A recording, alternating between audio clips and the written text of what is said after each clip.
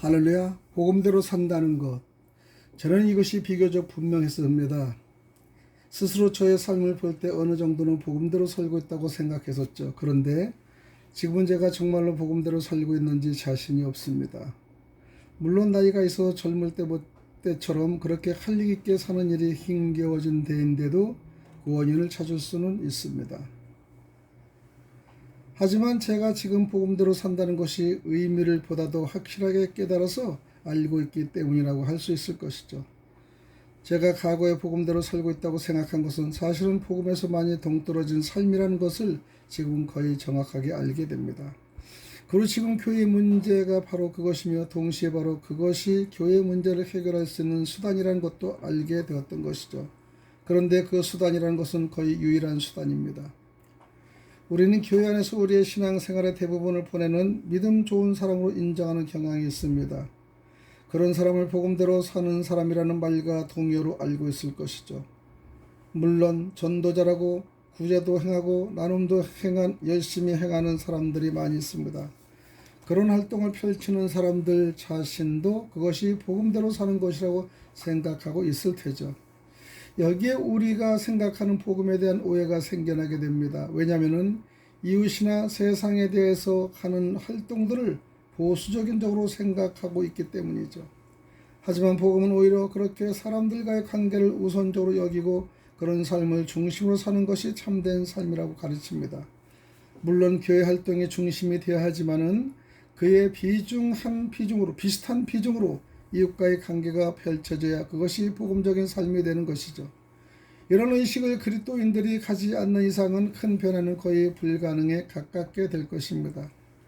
이웃과의 관계가 중심이 되는 삶이 아니면 본질적인 의미에서 복음적인 삶이 될 수 없는 것이죠.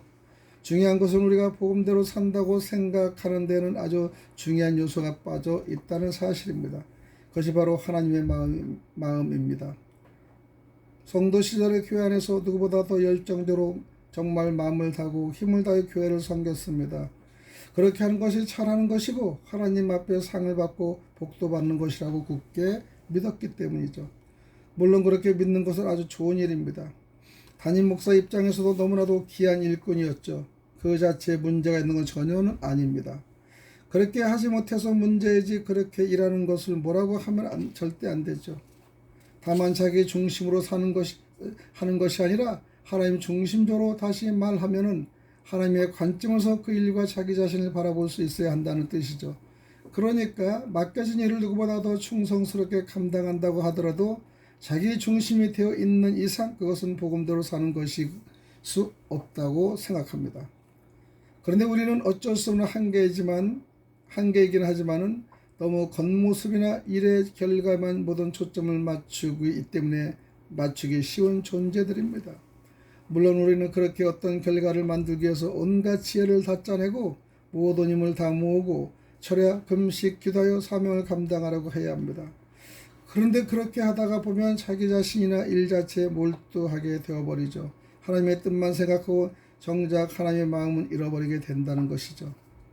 바리새인들을 향한 예수님의 말씀이 바로 그것입니다.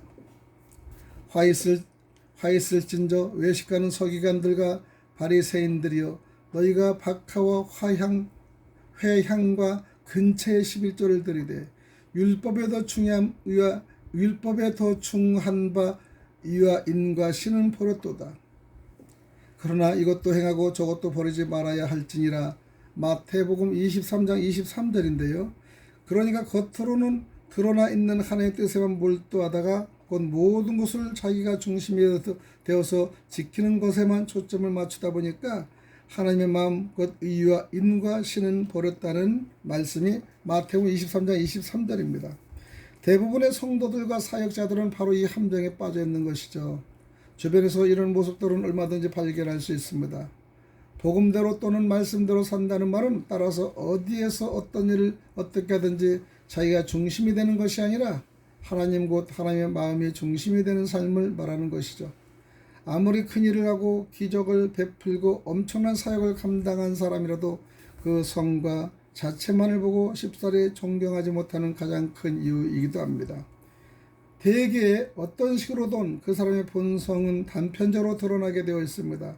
복음대로 산다는 말은 따라서 말씀 그대로 실천해 보아야 그 속에 드러있는 본래의 참 뜻, 곧 하나님의 마음을 조금이라도 알 수 있게 되는 것이죠. 그러면 다른 차원의 삶이 기다리는 귀중한 통로를 발견하게 됩니다. 예수는 십자가 구속을 통한 제사함과 구원을 베풀기 위해 오셨지만은 그와 동일한 비중으로 하나님의 마음을 실천적으로 보여주기 위해 오신 것이죠. 그런데 자기가 중심이 되어 자기에게만 초점을 맞추고 산다면 그 사람을 과연 참된 구원을 받은 사람이라고 우리가 할 수 있겠는가 생각합니다. 우린 다른 차원을 바라보고 살아야 합니다. 그것이 복음대로 사는 것이라 생각을 하고 있습니다. 오늘 복음에 대해서 잠시 말씀을 나눠봤습니다. 여기까지 하겠습니다. 샬롬.